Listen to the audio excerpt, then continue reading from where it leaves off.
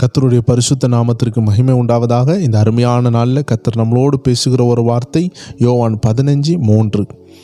நான் உங்களுக்கு சொன்ன உபதேசத்தினாலே நீங்கள் இப்பொழுதே சுத்தமாக இருக்கிறீர்கள். தேவ ஜனங்களே, ஆண்டோடைய வார்த்தை நம்மளை சுத்திகரிக்கிறது. அவருடைய வசனத்தை போல நம்மளை சுத்திகரிக்கிறது எதுவுமே கிடையாது. எப்படி ஒரு துணியில் உள்ள அழுக்கு தோய்க்கும் பொழுது போகிறதோ அதே போல் இந்த வசனம் ஒரு ஜீவ நதியாக இருந்து நம்மளை கழுவுகிறது. இன்றைக்கி ஆண்டு நம்மளோடு பேசுகிறார். இந்த வசனத்தை கேட்கும் பொழுது சுத்தமாகிறோம். தேவன் பல ரீதியில் நம்மளோடு பேசுகிறார். ஒரு சகோதரன் இப்படி தான் தற்கொலை பண்ணலான்னு அந்த ரயில்வே ட்ராக் கிட்ட வரும் பொழுது அவன் உட்காந்து ஒரு திண்டில் உட்காந்து ஒரு 5 நிமிஷம் அந்த ட்ரெயின் வர்றதுக்காக காத்து கொண்டிருந்தான். அப்படி காத்து கொண்டிருக்கும் பொழுது அவன் கண்களை ஏறெடுத்து பார்க்குறான்.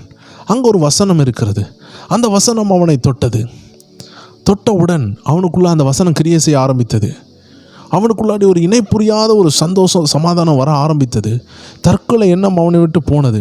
எனக்கு யாரும் இல்லை என்ற எண்ணம் மாறி இயேசு என் கூட இருக்கிறார்னு ஒரு உணர்வு அந்த இடத்துல உண்டானது.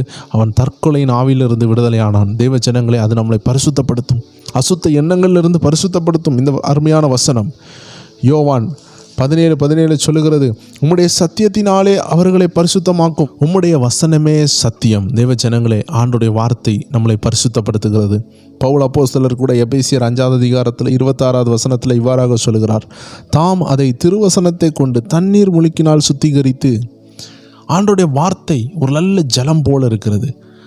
அந்த அருமையான வார்த்தை நம்மளை கழுவுகிறது. தேவ ஜனங்களை, நீங்கள் செய்ய வேண்டியதெல்லாம் ஒன்று தான். நீங்கள் இந்த வசனமாகிய தண்ணிக்கு உங்களை விட்டு கொடுக்கணும். இது உங்களை சுத்திகரிக்கும், உங்களை கழுவும். ஒரு துணியை தண்ணியில் படாமல் நீங்கள் கழுவவே முடியாது. தண்ணிக்குள்ளாடி அந்த துணியை முக்கணும். இன்றைக்கி ட்ரை வாஷ்லாம் வந்திருக்குது. ஆனால் ஒரு சுத்திகரிப்பு, ஒரு உன்னதமான ஒரு பரிசுத்தமான சுத்திகரிப்பு ஒரு வஸ்திரத்துக்கு வேணும்னா, அந்த வஸ்திரத்தில் இருக்கிற கரைகள், விசர்ப்பு வாடைகள் எல்லாமே மாறணும்னா, அசுத்தங்கள் மாறணும்னா, கல்யாண வீட்டுக்கு போயிட்டு வந்திருப்பீங்க, அதில் ஒட்டி இருக்கிற எல்லா வஸ்திரங்களில் உள்ள அழுக்குகள் மாறணும்னா, கரிப்படைந்த எந்த அனுபவங்கள் மாறணும்னா, கண்டிப்பாக அதை தண்ணியில் போட வேண்டும். தண்ணியில் மட்டுமில்லை, அதை சவுக்காரம் சொல்லக்கூடிய டிட்டர்ஜென்ட், சோப்ஸ்லாம் யூஸ் பண்ணி, சர்ஃப், இன்றைக்கி என்னெல்லாமோ எல்லாத்தையும் யூஸ் பண்ண வேண்டியது அவசியமாக இருக்கிறது. இதே போல் தேவஜனங்களே, ஒவ்வொரு நாளும் மாசுபடுகிற நம்ம ஆத்மாவை, நம்ம ஆவியை, நம்ம உள்ளான மனுஷனை பலப்படுத்த, நம்ம கரைகளை போக்க வசனம் என்ற ஜீவ நதியில் நம்ம தோய்க்க வேண்டும். அதை நிச்சயமாக கழுவ வேண்டும். அதை தான் ஆண்டு விரும்புகிறார். இன்னைக்கு ஆண்டு சொல்லுகிறார், உங்கள் ஆத்துமாவை கரைபடிய விடாதீங்க, உடனடியாக கழுவுங்க. ஆண்டோடைய வசனத்தை கேட்கும் பொழுது நீங்கள் சுத்தமாகறீங்க. அதனால் தேவ ஜனங்களே, ஆண்டவர் இன்னைக்கு உங்களை சுத்தப்படுத்த விரும்புகிறார். நீங்கள் வசனத்தை கேட்கும் பொழுது உங்களுக்கு என்ன நடக்குது? நீங்கள் சுத்தமாகறீங்க, நீங்கள் விடுதலை ஆகுறீங்க. ஒரு மணிக்கு ஒரு நல்ல செய்தி கேட்டு பாருங்கள், அதுக்கப்புறம் நீங்கள் பரிசுத்தமாக இருக்கிறத உணர முடியும். ஆனால் பிசாசு உங்களை ஏமாற்றி கொண்டே இருக்கிறான். ஒவ்வொரு முறை நீங்கள் வசனம் கேட்கும் பொழுது பரிசுத்தமாகறீங்க. அதனால தான் இன்றைக்கி வாஸ்த வசனத்தில் யோவான் 15:3 நான் உங்களுக்கு சொன்ன உபதேசத்தினாலே நீங்கள் இப்பொழுதே சுத்தமாக இருக்கிறீர்கள். தேவ ஜனங்களே, பரிசுத்த ஆவியானவர் பேசும் பொழுது நம்ம சுத்தமாகவும். அதனால் தேவ ஜனங்கள் ஒவ்வொரு நாளும் வசனத்தை கேட்க இம்பார்ட்டன்ஸ் கொடுங்க, முக்கியத்துவம் கொடுங்க. அப்படி நீங்கள் கொடுத்தீங்கன்னா நீங்கள் பரிசுத்தமாகிறத நீங்கள் கண்டிப்பாக உணர முடியும். நான் அடிக்கடி சொல்கிற ஒரு எக்ஸாம்பிள் தான். ஒரு தம்பி வேதத்தை வாஸ்தா எப்படி பரிசுத்தம் ஆக முடியும் என்று ஒரு பாஸ்டர்கிட்ட கேட்குறான். அப்போ அந்த பாஸ்டர் சொல்கிறாரு, நான் சொல்கிறத மட்டும் செய், மறு பேச்சு பேசாதன்னு சொல்லி ஒரு காரியத்தை கொடுக்குறாரு, ஒரு வேலையை கொடுக்குறாரு. ஒரு மண்ணு படிந்த இந்த பேஸ்கெட்டுன்னு சொல்லுவாங்க. பேஸ்கெட்னால் ரப்பர்னாலே செய்யப்பட்ட ஒரு குட்டைன்னு சொல்லுவாங்க. அப்போ அதுக்கு பல பேர் இருக்கிறது. அது ஒரு பக்கெட்டு போல் இருக்கும். அதில் என்ன செய்யலான்னா, தேங்காய் சவரிகள் எல்லாம் எடுத்துகிட்டு போவாங்க. ஆக்சுவலாக அதில் எவ்வளோ தண்ணி ஊற்றினாலும் அது நிற்காது. அவர் சொல்லுகிறார், நீ அதில் போய் தண்ணி எடுத்துகிட்டு வான்னு சொல்லுகிறார். அப்போது இந்த தம்பி என்ன செய்கிறான், ஓடி போய் தண்ணி பிடித்து கொண்டு வருகிறான்.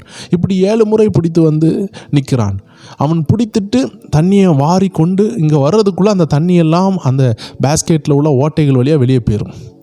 இப்போ இவன் கேட்குறான், ஐயா 7 முறையும் இந்த தண்ணி வெளியே போகிறது, திரும்பி என்ன கொண்டு வர சொல்லுகிறீரே, எதனால் இப்படி சொல்லுகிறீங்க அப்படின்னு கேட்கும் பொழுது அந்த ஐயா சொன்னார், நான் உன்னை தண்ணி பிடிக்க சொன்னது காரணம் தண்ணியை நிரப்புகிறதுக்காக அல்ல. அந்த பேஸ்கெட்டை பார், அந்த ரப்பர்னால் செய்யப்பட்ட அந்த குட்டையை பார். அது நீ முதல் தடவை எடுக்கும் பொழுது எப்படி இருந்தது? அது அசிங்கமாக இருந்தது. இப்போ பார் எப்படி இருக்கிறது. அது அழகான அந்த மண்ணு படிந்த எல்லா காரியமும் எல்லா கரைகளும் மாறி இப்போ சுத்தமாக இருக்கிறது. இதே போல தான் நீ வசனத்தை வாசிக்க வாசிக்க கேட்க கேட்க உன்னை அறியாமலேயே சுத்தம் உன்னை நிரப்பும், உன்னை அறியாமலேயே பரிசுத்தம் உனக்குள்ளே வரும்.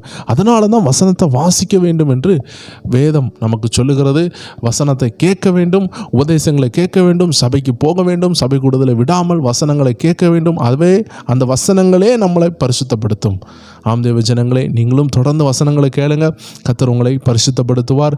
நீங்கள் உங்களை பரிசுத்தப்படுத்தும் பொழுது கர்த்தருடைய அற்புதங்கள் உங்களுக்கு தானாக நடக்கும். இன்று உங்களை ஆயத்தப்படுத்துங்க, பரிசுத்தப்படுத்துங்க. நாளைக்கு அற்புதத்தை பார்ப்பீங்கன்னு சொன்ன வசனத்தின்படியே கர்த்தர் உங்களை ஆசீர்வதிப்பார். எல்லாரும் ஜெபிப்போமா?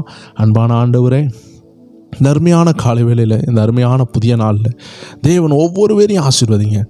ஒவ்வொரு பேரும் அவர்கள் பரிசுத்தப்படுத்தவும், ஒவ்வொரு பேரும் ஆசீர்வாதங்களை பெற்றுக்கொள்ளவும், அதற்குள்ள எல்லா தடைகளும் நீங்கள் கர்த்தர் உதவி செய்வீராக.